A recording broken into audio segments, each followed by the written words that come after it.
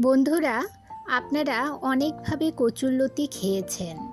আজ আমি আপনাদের খুব সহজভাবে দুর্দান্ত স্বাদের কচুরলতি রান্না করে দেখাবো। নিরামিষ দিনে আপনারা এইভাবে কচুরলতি রান্না করে দেখতে পারেন। ভীষণ টেস্টি হয় খেতে এই কচুরলতির রেসিপি। তাহলে চলুন দেরি না করে শুরু করছি আমার আজকের রেসিপি। আমি এখানে 300 গ্রাম কচুরলতি কেটে ধুয়ে ভালো করে পরিষ্কার করে নিয়েছি। খুব ভালো করে আঁশ ছাড়িয়ে নিয়েছি আর 1 আঙ্গুল মতো লম্বা করে কেটে নিয়েছি। এবারে জল দিয়ে 2-3 বার জল পাল্টে পাল্টে কচুরলতিগুলো ভালোভাবে ধুয়ে নেব। আপনারা বাজার থেকেও এই কচুরলতিগুলো কেটে আনতে পারেন। আমি বাড়িতেই কচুরলতিগুলো কেটে নিয়েছি। আগের দিন রাতের বেলা কচুরলতিগুলো কেটে রেখে দিয়েছিলাম আর আজ সকালবেলা রান্না করছি। রান্নার সময় কচুরলতি কাটতে গেলে অনেক দেরি হয়ে যায়, এর জন্য কচুরলতিগুলো রান্নার আগেই কেটে রাখতে হয়। এবারে কচুরলতির রান্নার জন্য একটা মশলা তৈরি করে নিচ্ছি। একটা মিক্সি জারে নিয়ে নিলাম 1 চামচ কালো সর্ষে, 2 চামচ হলুদ সর্ষে, 2 চামচ পোস্ত। সামান্য নুন দিয়ে শুকনো অবস্থায় এই সর্ষে পোস্তগুলো গুঁড়ো করে নেব। সর্ষে বাটার আগে এইরকম একটু নুন দিয়ে শুকনো অবস্থায় গুঁড়ো করে নিলে সর্ষেটা খুব ভালো করে পেস্ট হয়ে যায় আর সর্ষের মধ্যে যে একটা তেতো ভাব আছে সেটাও থাকে না। এবারে এতে দিয়ে দিলাম 3টে কাঁচা লঙ্কা আর সামান্য জল দিয়ে এর একটা স্মুথ পেস্ট তৈরি করে নেব। এবারে কচুরলতিগুলো ভাপিয়ে নেব। এর জন্য গ্যাসের চুলায় কড়াই বসিয়ে দিয়ে দিলাম কেটে রাখা কচুরলতিগুলো আর দিয়ে দেব পরিমাণ মতো জল। কচুরলতি রান্না করার আগে কিছু সময় ভাপিয়ে নিলে গলা ধরবে না কচুরলতিতে। আর দিয়ে দেব সামান্য নুন আর হলুদ গুঁড়ো আর তার সাথে দিয়ে দেব 1 টুকরো লেবুর রস। লেবুর রসটা দিলে আর গলা ধরার সম্ভাবনা থাকবে না। এভাবে সব কিছু মিশিয়ে নিয়ে ঢাকা দিয়ে মিডিয়াম ফ্লেমে 5 মিনিট সময় নিয়ে কচুরলতিগুলো ভাপিয়ে নেব।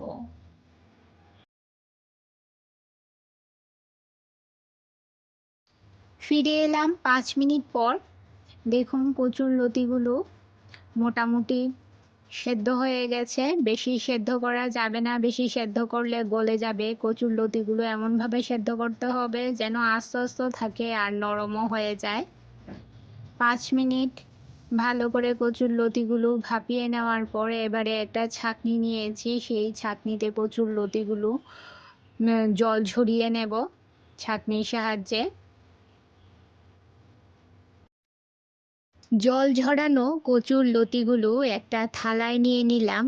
এবারে কচুরলতিগুলো মেরিনেট করে নেব। দিয়ে দিলাম 2 টেবিল চামচ পরিমাণ সর্ষে পোস্তর পেস্ট আর দিয়ে দিলাম 1 টেবিল চামচ নারকেল বাটা, 1/2 চামচ হলুদ গুঁড়ো, 1/2 চামচ লাল লঙ্কার গুঁড়ো, স্বাদ মতো নুন ও 2 টেবিল চামচ পরিমাণ কাঁচা সর্ষের তেল।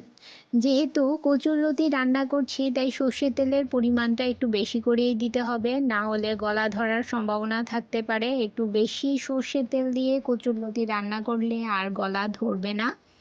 এবারে সমস্ত মশলা দিয়ে কচুরলতিগুলো খুব ভালোভাবে ম্যারিনেট করে নেব।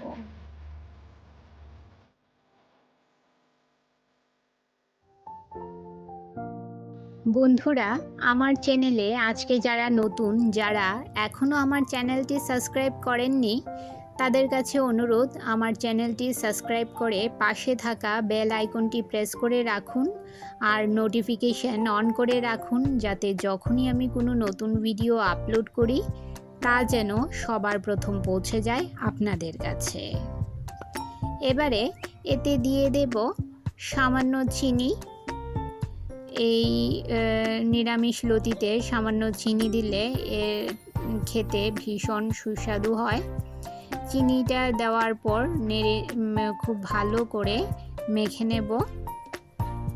আমার লতি মেরিনেট করা হয়ে গেছে। এবারে মেরিনেট করা লতিটাকে 10-15 মিনিটের জন্য ঢাকা দিয়ে একটা সাইডে রেখে দেব। 15 মিনিট পর চলে এলাম বন্ধুরা। এবারে গ্যাসের চুলায় একটা কড়াই বসিয়ে দিয়ে দিলাম 3 টেবিল চামচ মতো সর্ষের তেল। যেহেতু কচুরলতি রান্না করছি তাই সর্ষের তেলের পরিমাণটা একটু বেশি করেই দিতে হবে। এবারে সর্ষের তেল খুব ভালো করে গরম হয়ে গেলে এতে ফোড়নে দিয়ে দেব একটা শুকনো লঙ্কা, একটা তেজপাতা ও হাফ চামচ কালো জিরে। ফোড়নটাকে কিছু সময় লো মিডিয়াম ফ্লেমে নেড়ে নেব। যখন ফোড়ন থেকে খুব সুন্দর একটা গন্ধ বের হবে তখন মেরিনেট করা কচুর লতিগুলো এতে দিয়ে দিলাম। এবারে গ্যাসের ফ্লেম হাই মিডিয়ামে রেখে কচুর লতি 5 থেকে 7 মিনিট এভাবে নেড়ে চেড়ে আমি ভালো করে ভেজে নেব। উপর নিচ করে খুব ভালো করে নেড়ে চেড়ে ভেজে নেব। হাই মিডিয়াম ফ্লেমে কচুর লতিগুলো নেড়ে চেড়ে কিছু সময় ভেজে নেওয়ার পর এবারে যে পাত্রে কচুর লতিটা মেখেছিলাম সেই পাত্রটা ধুয়ে সামান্য জল এতে দিয়ে দিলাম। একদম হাফ কাপ মতো জল দিলেই হবে, কারণ এই কচুর লতিটা একটু মাখো মাখো হবে, তাই হাফ কাপ মতো জল দিলেই হয়ে যাবে। হাফ কাপ মতো জল দেওয়ার পর ঢাকা দিয়ে গ্যাসের ফ্লেম লো মিডিয়ামে রেখে 5 থেকে 7 মিনিট রান্না করে নিলাম। বন্ধুরা দেখুন 7 মিনিট পর আপনাদের দেখিয়ে দিচ্ছি। দেখুন ঝোলটাও অনেকটাই কমে গেছে আর একদম মাখো মাখো হয়ে গেছে। দেখুন দেখতে কতটা লোভনীয় লাগছে, খেতেও অনেক সুস্বাদু হয়েছে। বন্ধুরা নিরামিষ দিনে আপনারা অবশ্যই একবার এই ধরনের কচুর লতি রান্না করে খেতে পারেন। ভীষণ সুস্বাদু হয় খেতে, গরম ভাতে অপূর্ব লাগে। বন্ধুরা আমার চ্যানেলের রেসিপিগুলো যদি আপনাদের ভালো লেগে থাকে তাহলে লাইক, কমেন্ট ও সাবস্ক্রাইব করে আমার পাশে থাকবেন। কমেন্ট বক্সের পাশেই দেখবেন একটা হাইপ বাটন আছে, সেই বাটনটাও প্রেস করে দেবেন। এতে করে আমার এই ভিডিও আরও বহু লোক দেখার সুযোগ পাবে। কচুর লতি পরিবেশন করার জন্য একদম রেডি। দেখুন বন্ধুরা কত সুন্দর কচুর লতি তৈরি হয়ে গেছে। আমার আজকের কচুর লতির রেসিপি আপনাদের কেমন লাগলো অবশ্যই কমেন্ট করে জানাবেন, আর ভালো লাগলে শেয়ার করবেন আপনাদের আত্মীয় ও বন্ধুদের কাছে। তাহলে বন্ধুরা আজ এই পর্যন্তই, আবার দেখা হবে আরেকটি নতুন ভিডিওতে নতুন রেসিপি নিয়ে।